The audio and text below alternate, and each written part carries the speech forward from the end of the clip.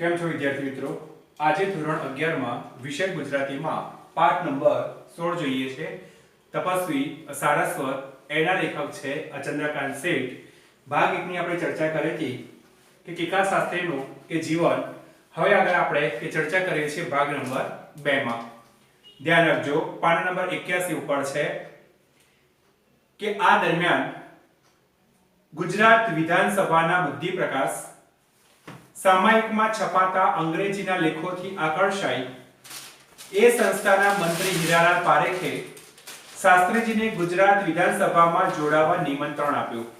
11 April 1936 થી તેમણે ગુજરાત વિધાનસભાના હસ્તલિખિત ગ્રંથ સંગ્રહની કામગીરી સંભાળી અને ખૂબ પરિશ્રમ લઈને ત્યાંની હસ્તપ્રતોથી સંકલિત યાદી તૈયાર કરી આપી. આ સમયગાળા દરમિયાન મધ્યકાલીન ગુજરાતી સાહિત્યના સન્માનીય વિદ્વાનની પ્રતિષ્ઠા રડાવી આપનારા કવિ રચિત ભાગ 1 અને 2 અને આપણા કવિઓ જેવા ગ્રંથો પણ તેમણે આપ્યા છે. સંશોધનનું કાર્ય શાસ્ત્રીજીને પ્રિય કાર્ય હતું.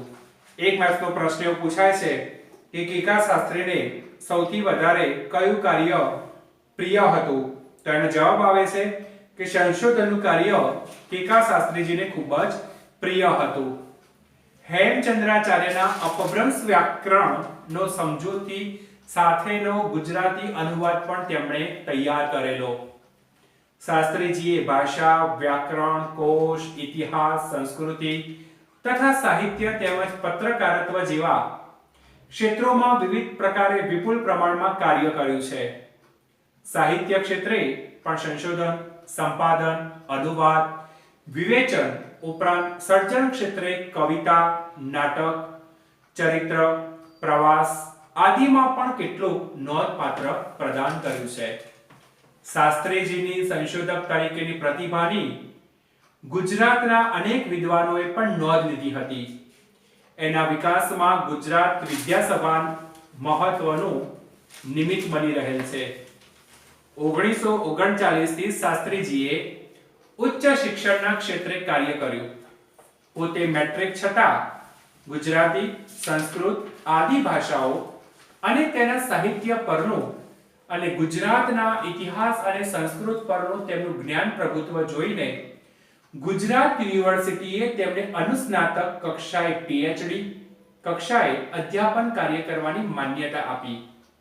તેમના માર્ગદર્શન હેઠળ 16 વિદ્યાર્થીઓ પીએચડી થયેલા. ગુજરાત યુનિવર્સિટી ઉપરાંત તેમની અધ્યાપક તરીકેની સેવાઓનો લાભ એનએસડીટી યુનિવર્સિટીને પણ મળ્યો. એલડી ઇન્સ્ટિટ્યૂટ ઓફ ઇન્ડોલોજી જેવી સંસ્થાઓને તેમને સંશોધન સેવાઓનો લાભ પણ હતો.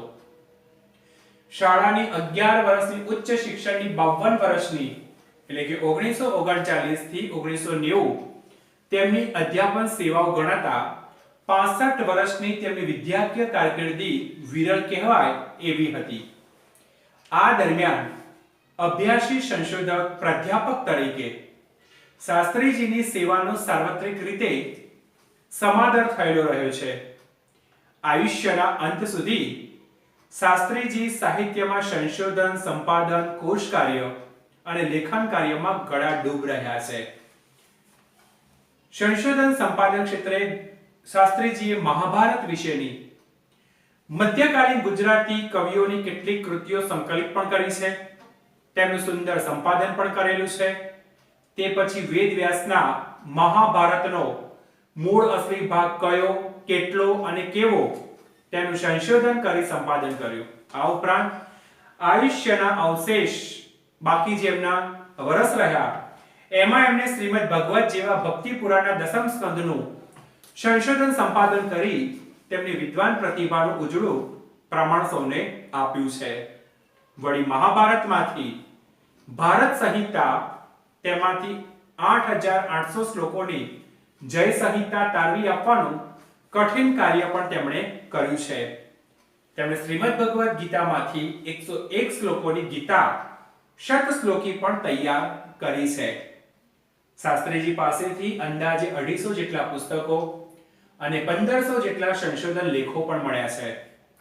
ગુરુ શ્રી ગોમતીદાસજીની મુફતી સંસ્કૃત કાવ્યશાસ્ત્ર, છંદશાસ્ત્ર અને વ્યાકરણ શાસ્ત્રની તેમને લગ્ની લાગી હતી. એક માર્ક્સનો એવો પ્રશ્ન પૂછાય કે ગુરુ શ્રી ગોમતીદાસજીની હોંશથી કેકા શાસ્ત્રીને શેની લગ્ની લાગી હતી?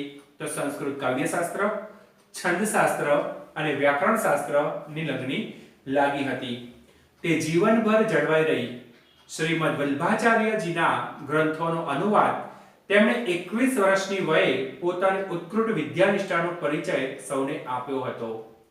જીવનભર સ્વાધ્યાય, સંશોધન, સંપાદન, અનુવાદ, વિવેચન કાર્ય દ્વારા કેકા શાસ્ત્રીજીએ ગુજરાતી સાહિત્ય, ભાષા સાહિત્ય અને સંસ્કૃતિની બહુમૂલ્ય સેવા કરી છે.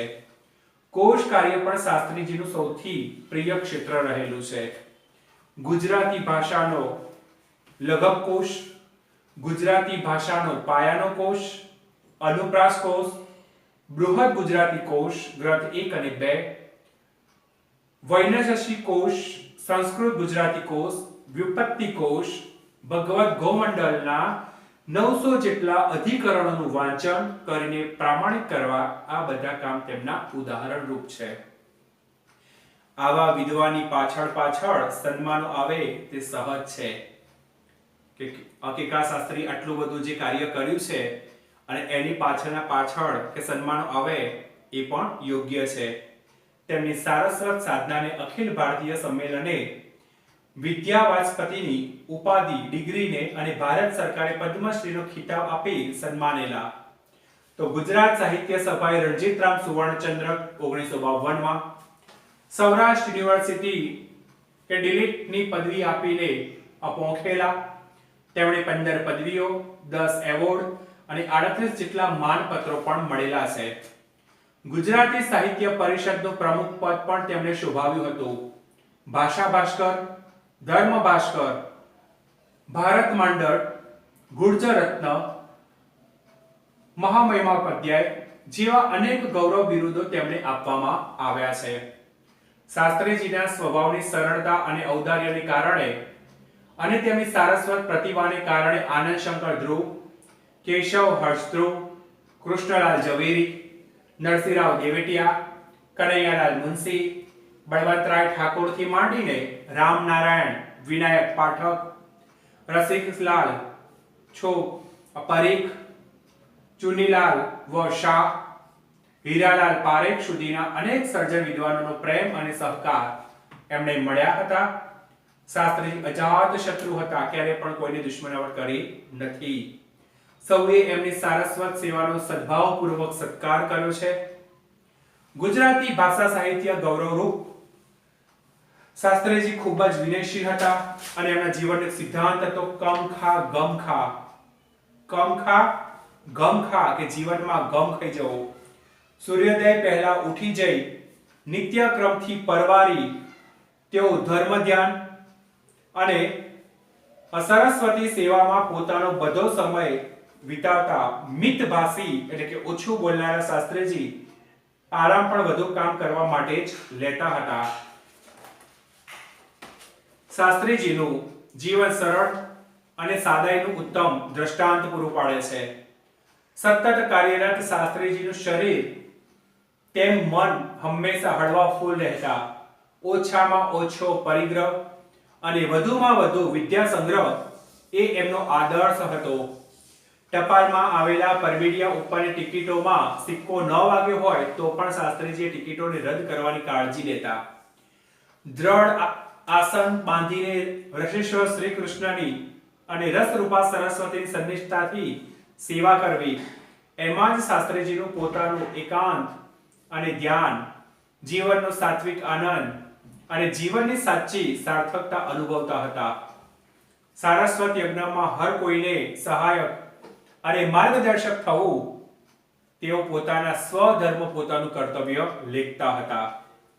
અને આવા શીલ અને તપના સન્નિષ્ઠ ઉપાસક શાસ્ત્રીજીનું 9 સપ્ટેમ્બર 2006 ના રોજ અમદાવાદમાં ટૂંકી માંદગી પછી અવસાન થયું. અને સારસ્વત સેવાના સાચા ભેખધારી ગુજરાતના આ વૈષ્ણવ વિદ્વાનને તો વંદના તો હોય જ છે. જો આ તપસ્વી સારસ્વતની અંદર કે કેકા શાસ્ત્રીએ હંમેશા ગુજરાતી સાહિત્યને કે માન આપીને એમને પોતાના જીવનની અંદર ઘણું બધું ગુજરાતી ભાષા વિશે કે કર્યું અને આપણને ઘણું બધું આપીને ગયા છે. અસ્તુ.